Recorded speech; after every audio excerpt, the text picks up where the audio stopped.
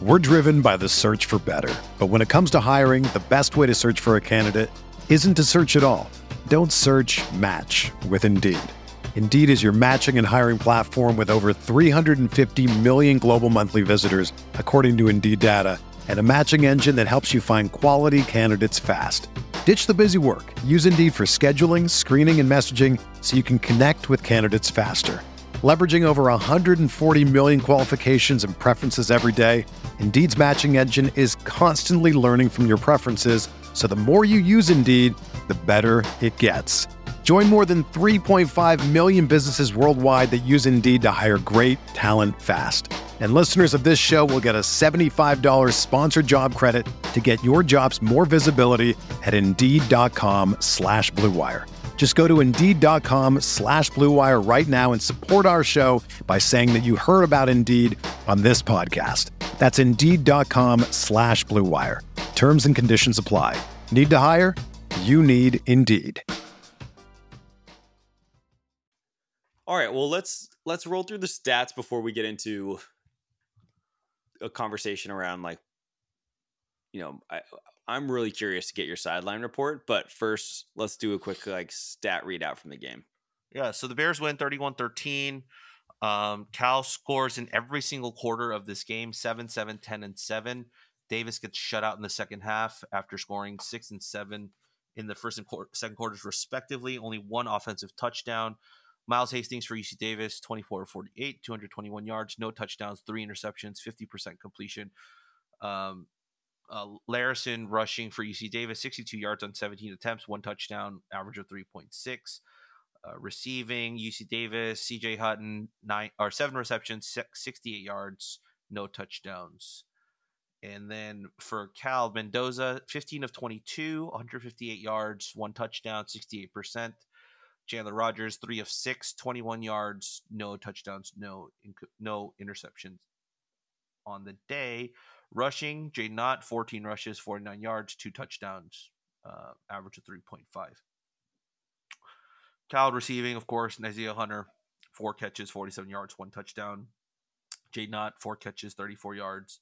Maven Anderson, 4 catches, 34 yards. Mikey Matthews, 2 catches, 20 yards. And that was pretty much the offense for both teams. On defense, Davis, Connor Porter's 13 tackles, 5 solo, 1 sack, 1 tackle for loss, probably their best player. For Cal's defense, there was a bunch of guys on the board. Teddy had 9 tackles, 2 solo, half a tackle for loss, and a pass breakup. Cade had 8 tackles, 2 solo, half a tackle for loss, 1 interception, 1 pass breakup, and 1 QB hurry. And I think TJ Ballers had 2 tackles, half a tackle for loss, and 2 pass breakups. He batted 2 balls at the line of scrimmage and a QB hurry. Those were probably your standout performers for the day. And then, of course, Noel Williams, probably the overall best player with 4 tackles, 1 interception, 2 pass breakups, and a kickoff return for a touchdown. So those are the player stats for you.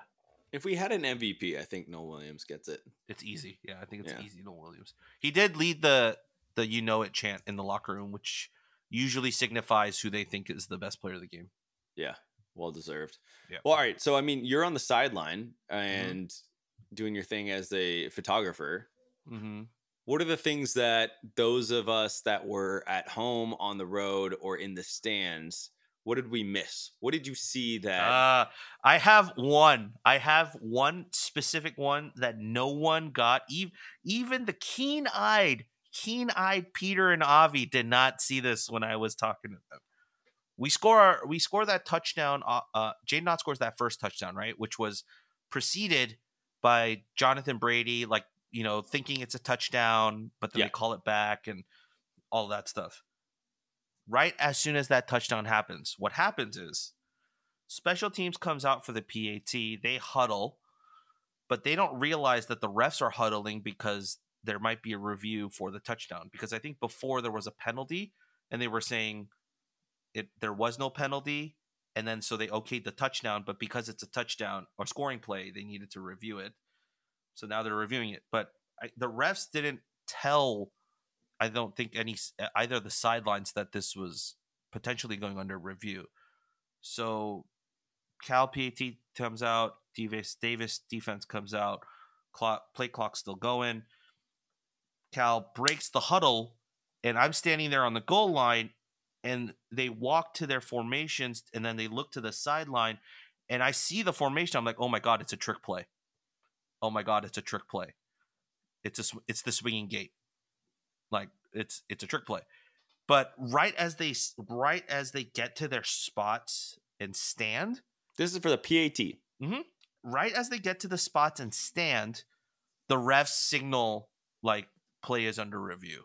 So Davis's defense has already seen how they're going to set up, right? So they go back to their sidelines, come back, they just hit a normal PAT. But if love it. But if you go back and watch the game and watch the replay, if you pause it like right as you see them break out of the huddle to what is supposed to look like a PAT, you'll see where they stand, and you'll be like, oh yeah, that's not an average PAT. That's a trick play. This is a swing gate. Wow, love it. We would have. I mean, that. So for me, that moment was like, oh, they're going for it. Like, if they had a trick play in the book and they're using it this early in the game, I think it was one of those like, we're just gonna come out here, we're gonna score, and we're just gonna demolish their will to play this game. Like we're gonna score a touchdown, and instead of going for the PAT, like we're gonna score 2 points on you. Yeah, the Oregon method. Yeah, and we'll go up 8-6. Like that's what they were gonna do. But yeah, that was the big one that like I noticed from the sideline that I don't think anyone else noticed. Like at least on the sideline, because the play never happened, right? But yeah, you do see that. It was the trick play that never was. The trick play that never was. Maybe we see it later in the season, but yeah, it's on tape, so it's kind of. But you don't know what the play is; you just see the formation. So who knows what the play would have become? But that was my big one. I think some of the other things that I saw like were just the player interactions on the sideline were great. Like, you know, everyone thought Jaden was like super hurt, but he was there on the sideline, like in the running back, like, you know how they sit in pockets, right? Because you've been on the sideline. They sit in the chairs and a little by each position group. He's just after he got hurt and he came out, he's just sitting there with the running backs, like, you know, talking to Callaway and Jet and all the other guys. And so for me, that's why I was like, he looks fine. It feels more precautionary than it does. Otherwise, you know, they would have taken him straight to the locker room, right? And you probably don't see him come back onto the field for the rest of the game. That does conflict a little bit with, there was a report out there that he was looking emotional on the sidelines. So the sideline report that I heard was someone texted to me, was like, they say that Jaden Ott's crying in the medical tent. Yeah. If he did, and I'm because I can't confirm or deny like that he cried in the medical tent, but if he did, he cleared up his tears real quick because he was smiling like with his teammates on the sideline, and like as the game ended, as he's like walking off the field, like waving at fans. So, is it just another case of a made up sideline report? Is that what we're saying, Rob? Maybe. I don't know. I wasn't there next to the tent. Maybe that person was, but like. Yeah, unless he turned his emotions around real quick when he exited the tent. I don't think it was him that was crying. It might have been someone else. Who knows? Because there was a bunch of guys that got hurt and came out for a bit, right? So like, who knows who it could have been. And then what about David Reese's status? That's a very good question. I didn't really look for him on the sideline, so I can't really tell you if he came back to the sideline. But I did see him kind of run out of the medical tent, like to the locker room. But like, if it was a severe injury, I don't think he would be running out of the tent with the medical staff to the locker room, right? Like you would probably cart him out, or he'd be hobbling his way over into the tunnel. But it felt like one of those sprints where I was like, I want to get back in the game. So if they need to go, you know, x-ray me or do another test in the locker room or downstairs, like I want to run, get it done, and get back out here. Like that, That was the type of run that I felt like I saw. But yeah. You've had Wendy's nugs dipped in sauce, but have you had them covered in sauce? Wendy's new saucy nugs Take the crispy and spicy nugs you love and turn them up to 11. Choose between flavors like buffalo or honey barbecue, garlic parm, or if you're a real heat seeker out there, you can try spicy ghost pepper, only on Wendy's signature spicy nugs. Listen, I'm going to dare you to do it. I dare you. That's 7 delicious ways to try the nugs that you already love. Pick a flavor. Grab some extra napkins and then grab a few more napkins and prepare to nug like you've never nugged before. For a whole new way to nug, it's got to be Wendy's at participating U.S. Wendy's. We're driven by the search for better. But when it comes to hiring, the best way to search for a candidate isn't to search at all. Don't search, match with Indeed. Indeed is your matching and hiring platform with over 350 million global monthly visitors, according to Indeed data, and a matching engine that helps you find quality candidates fast. Ditch the busy work. Use Indeed for scheduling, screening, and messaging so you can connect with candidates faster. Leveraging over 140 million qualifications and preferences every day, Indeed's matching engine is constantly learning from your preferences, so the more you use Indeed, the better it gets. Join more than 3.5 million businesses worldwide that use Indeed to hire great talent fast. And listeners of this show will get a $75 sponsored job credit to get your jobs more visibility at Indeed.com/Blue Wire. Just go to Indeed.com/Blue Wire right now and support our show by saying that you heard about Indeed on this podcast. That's Indeed.com/Blue Wire. Terms and conditions apply. Need to hire? You need Indeed. And last question for you, Rob. How do you feel about the fact that, like, the D line with 0 sacks, did that strike a chord of familiarity for you? Not really, because we got 7 quarterback hurries. So it was just sort of like the stat lies. I mean, I feel like it does. I mean, the process was sound, but the outcome just didn't net in an actual sack. Yeah, I mean, a couple things stand out regarding that. Like with sacks in particular, right? It's like the defensive lineman could get to the quarterback, right? And the quarterback is on his way down, for a sack. But if he chucks it at the direction of a wide receiver and it falls incomplete, that's turned into a quarterback hurry, not a sack. Yeah. So that's why, like, it's like just because he was downed, they consider that a sack. So that's why I think quarterback hurries are like quarterback hurries plus sacks is like a big number for me versus purely the sack versus some other thing. That makes sense. But in terms of the D line, like, let me flip the question to you then.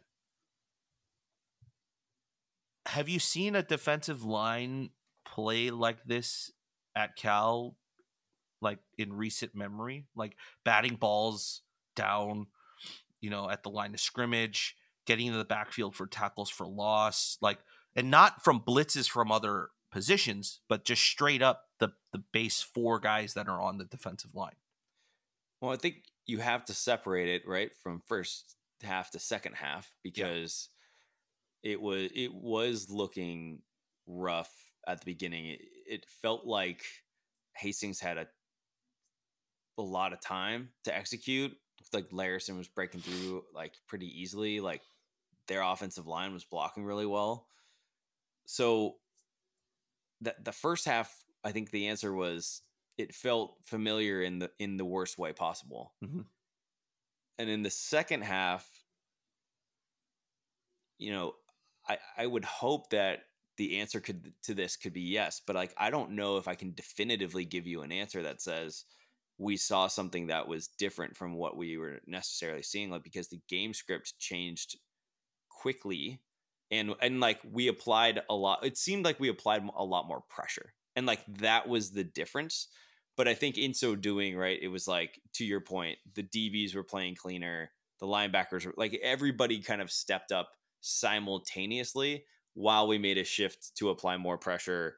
And then Hastings kind of struggled really poorly, like a lot, once we started to actually get pressure on the quarterback. So I guess, like, I don't know. Like, I don't know if I have I'm taking a cop. I'm opting out and copping out of this question until next week, because like I want to see it for 4 quarters against an SEC opponent. And like if we can actually have consistent pass rush that doesn't sacrifice our ability to cover, like meaning we can send 4 guys and we can get pretty good pressure and make an impact, then yeah, like I'll be excited about it. But until then, I mean, I just remember last season how we were counting all of the opponents that we had played in the Pac-12 where we didn't have a single sack. Right. And so I just think like so much of this is so familiar.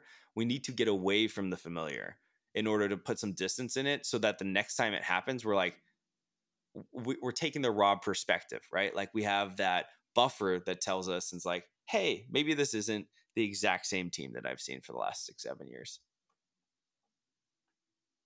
Reasonable answer. I will accept it. I will accept that answer.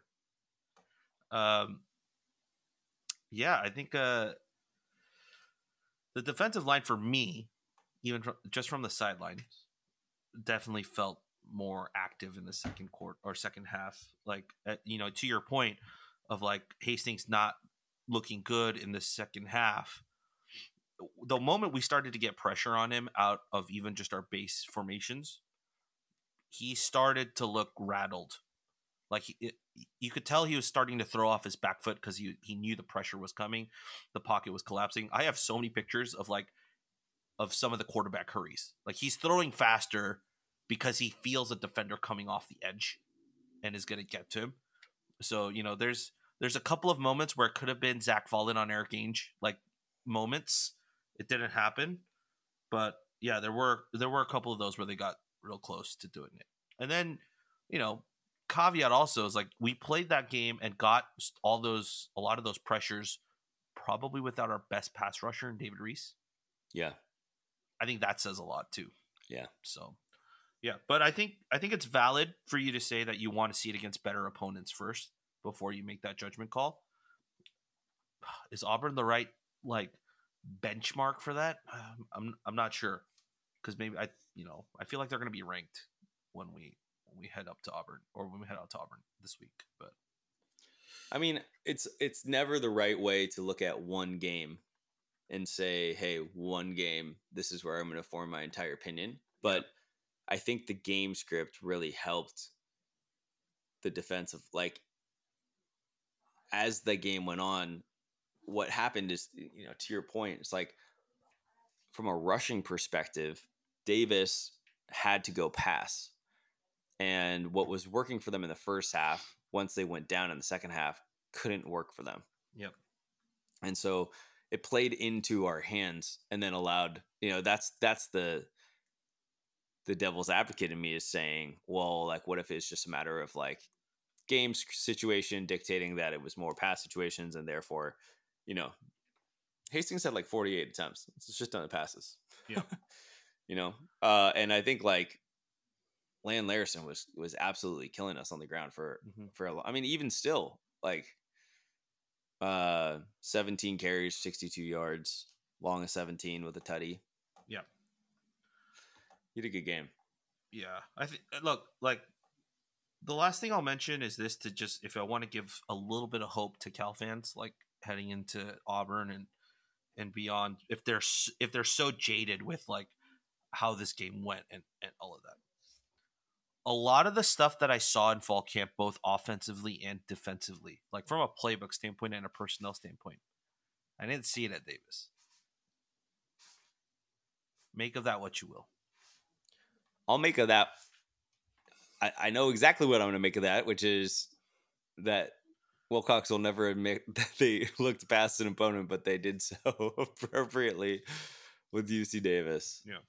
So that's all I'll say on that in terms of like playbook stuff. But if I want to give you guys a little bit of hope, a lot of the stuff I saw that I was like eye opening and like wow with, didn't see it against Davis. All right. Well, let's take this moment to transition over to players of the game. Get one pick Offense, defense, or just you get one pick for each? One pick for offense. Okay. We're going to ignore special teams. Okay. We will ignore special teams in the hopes that we can ignore it all season long. But we do have to give a shout out to Ryan Coe who nailed the field goal and Absolutely. and the PATs. Like just spot on. Can't take him for granted. Yep. He was very If you're on special teams, they don't want to know about you. If we don't know about you, that's a win. But in the case of Noel Williams, exception. Yep. All right. Who do you got? Offense. Oh, I mean I think for me the simplest answer here is Nizia Hunter.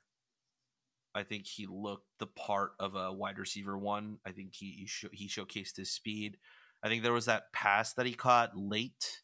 Yeah. Late in the fourth. How the hell did he catch that? Yeah. Well, I mean the touchdown pass alone, you're like, what the hell? I mean, I know you're supposed to like throw your receiver open, but like, there's no way Fernando was like aiming at the ground. I was like, that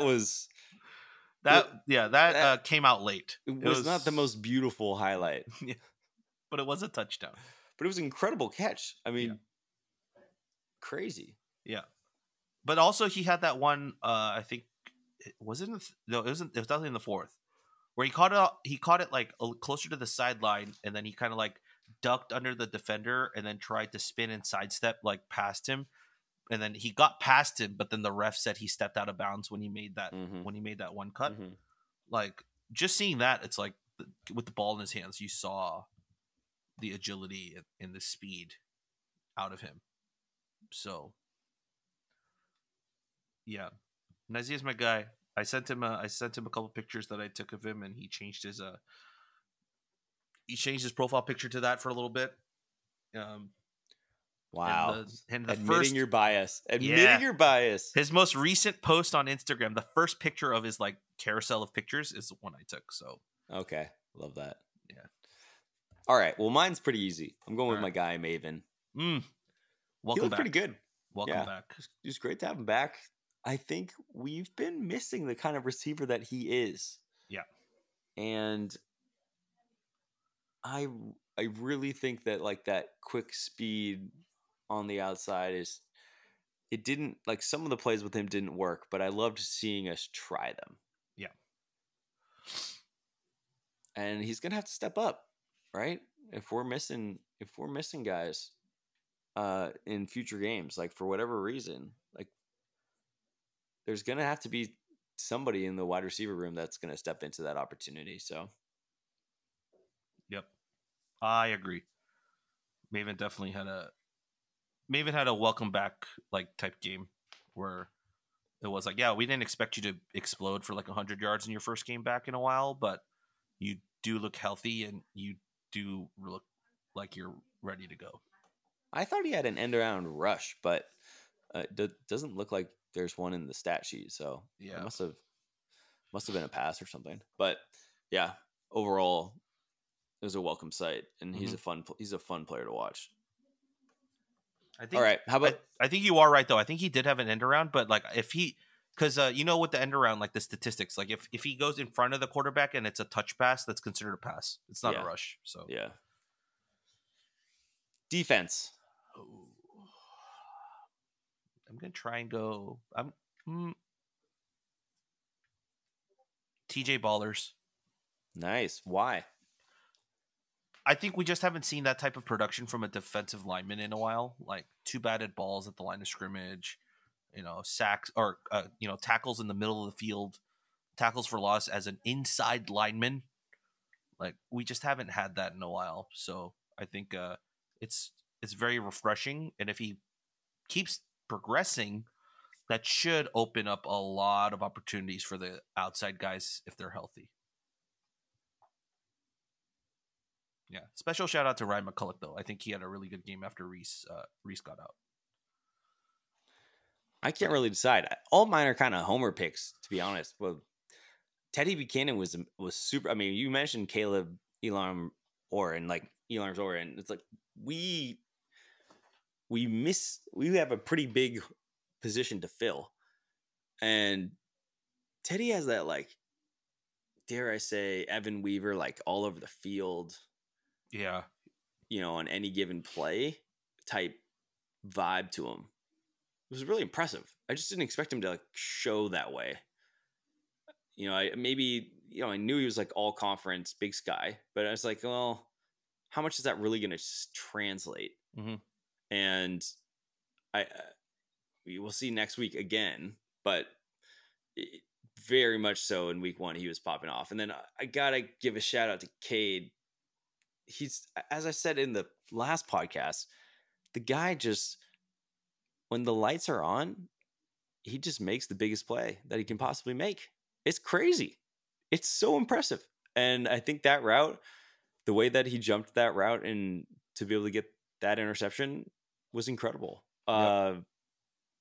He's a super special player when the lights are on. I understand that there's like opportunity for him to be more of a consistent tackling threat and being able to do that side. But as far as like making the play that needs to be played, and if you need a big play from anybody, really hard for me to choose anybody besides him to make that play. You picked the 2 inside linebackers, and I picked 2 defensive linemen. Despite the fact one of our corners had like the game of his life. Yeah, I know. Poor Noel. Noel, but we said he was the MVP of the game, so I feel like that's pretty solid. It's true. Yeah, he definitely was the MVP of the game. I know as he looks back in life and compares being able to lead the locker room in the chant or being named the California Golden Bearcats MVP, which one of those weighs more? It's very obvious. It's the podcast mention, right? 100%. 100%. I mean, that goes on the mantle. Yeah. That's in the notes, like when he says like, career achievements. Wikipedia. I just wrote it in. Week 1 Golden Bearcats MVP. This is not a joke on Noel. This is more of a joke on ourselves. Yeah, yes, it is. If you're listening to this, I just need to make that clear. It's not about Noel. It's more about us. We're trying to make ourselves feel good right now. Yes. All right. Well, Rob, next week you are getting on a plane. Yes. Most likely going to Atlanta Airport, but I don't want to guess. Enjoy that. One of my least favorite airports in the world. Oh, good Lord. And yeah, so get there early and know that TSA pre-check can take 2 hours. In Atlanta? Oh, yeah. Oh, F my life. But now that you're super excited, you're going to Auburn. Tell me about this game. Like, what are you most excited about? SEC pregame scene. The fact that you'll probably venture into the state of Alabama, and I may never go to that state in my entire life. This is true. Well, okay. My joke answer would be like, we're gonna stop by Buc-ee's. It's just like What's the that? gas station grocery store that is in the South with like the beaver. That's the logo. Is it a beaver or a bear? I think I've seen this before. It's BUC-EE''S. Oh yeah. Everyone's seen it. Yeah. Just for the sake of an Instagram post of like, I've been to Buc-ee's. Don't worry, my friend. I will bring you back a bag of beef jerky from Buc-ee's. Oh my gosh. But no, beyond that, I've been talking to, some Auburn friends that I've made, over the years via the podcast and other guests elsewhere. And, hearing about like all the stuff that happens around the stadium, around the campus, like the Airbnb we have booked is literally a mile from the stadium. So it's like basically on the edge of campus. And, just being able to walk there. And then, for me, the big thing is like seeing the eagle fly into the stadium. I think that's super cool. Despite the questions I have of like why they're a tiger, but then they have an eagle fly into the stadium. I have questions, but I'm not going to ask those. So yeah, that, like he said, my buddy said there was like a tiger walk and so on, like not a real tiger walk, but like just, I think it's like a little route. So he said, yeah, go around like seeing all the tailgates and just enjoying that atmosphere is like super cool. So I'm super stoked for that. I mean, we had a blast, when we went to Notre Dame, right? And I feel it's not going to be a 1-to-1 like, but I just feel like that the grandiose like pageantry of a Saturday college football game at your home ground, I think that's the kind of vibe we'll get. So that's kind of what I'm most excited for. I saw the stadium too. You know what's super weird about there's a couple things that are super weird about their stadium. I guess one's not weird, but they have the bushes like around the field. I don't know what that's called. There's a word for that. But what's the word for that? Why am I missing that word? The decor. No, there's like another word for like you know what I'm talking about though, right? It's like the trimmed bushes like around the field, like from the stands. Like there's literal plants that are bushes on the field. Yeah. So being in a stadium that has kind of that vibe, I think first of all is like never been to a stadium that does that. And then second is the press box is in a really weird place. If you look up the Auburn Tiger Stadium, Jordan Hare, the press box it feels like they attached like 3 stories into the back corner of the stadium on top of all of the stands. So like they forgot about it. Yeah, it's like they forgot to build it and they were like, crap. Let's just add it to the southeast corner of the stadium. Like it's not in the middle, it's not at the goal line or the like one of the end zones. It's because the end zones have the big TV screens, right? It's like next to one of those jumbotrons. So you have this like weird diagonal angle of the stadium, which is super weird.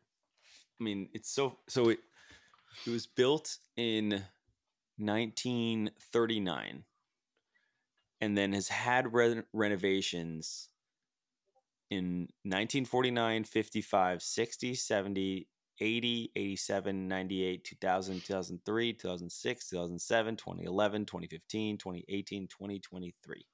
Why does that sound like you read like the construction timeline of of the Gaudi building in Spain? Like, I mean, it's a lot of updates. Yeah, just constantly. They will never finish because they're just constantly updating it. It'll never be enough. Yes, it is the Sagrada Familia of the SEC.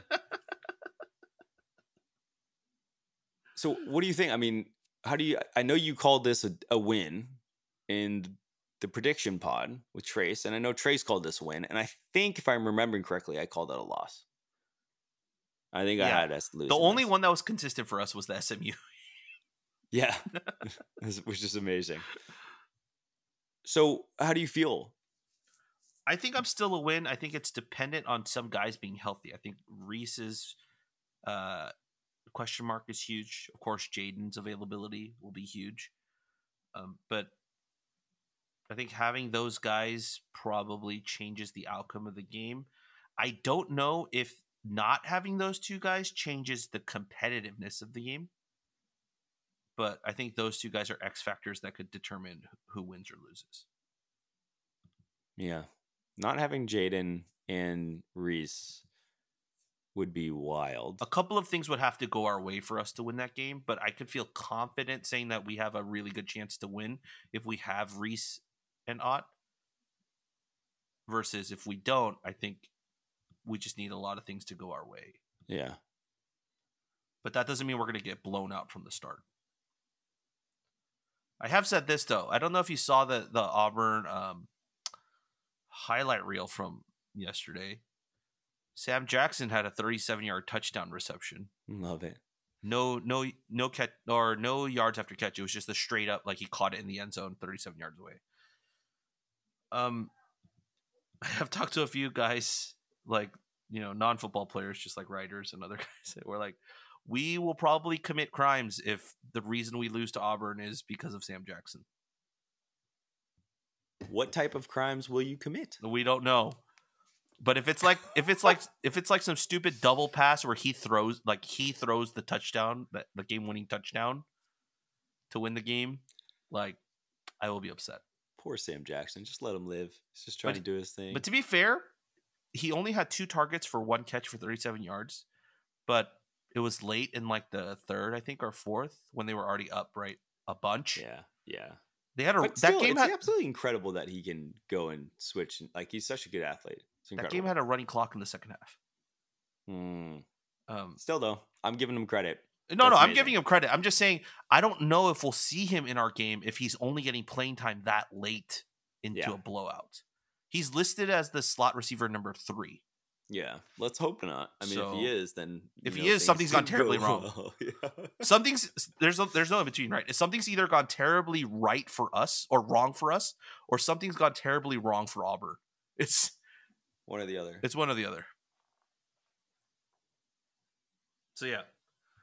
But those are my thoughts. Andy, how will you be enjoying this game, and have your vibes changed, or have they become more entrenched after Davis performance? I think I'm sort of exactly in the same spot. I think this I'm expecting like a Notre Dame type of game. Okay. You know, like one that we probably look back and like, yeah, we should have won it, but we lost. Just classic Cal fandom stuff. Yeah. And then really looking towards San Diego State to get 2-1 before we start having a pretty crazy schedule. I mean, I think that like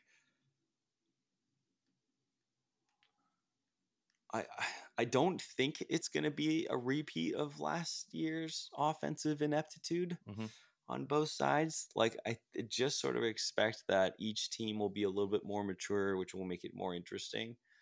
We could hope that it'll be more like the Ole Miss game. But that's sort of where I'm feeling is somewhere along the lines of Notre Dame, something like, you know, a 30-27 or 30-20, 30-23, just something in the one score realm of the mid 20s to low 30s. Respectable, but not that fun for y'all.